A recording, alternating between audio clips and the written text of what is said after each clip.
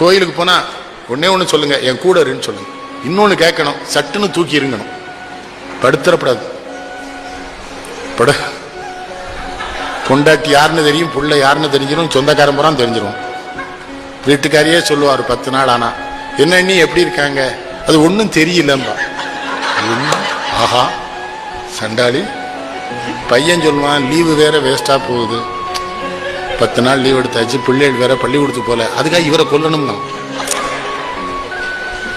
அதான வீடு வரை உறவு, வீதி வரை மனைவி, காடு வரை பிள்ளை. அது பட்டத்தார் எழுதுனது.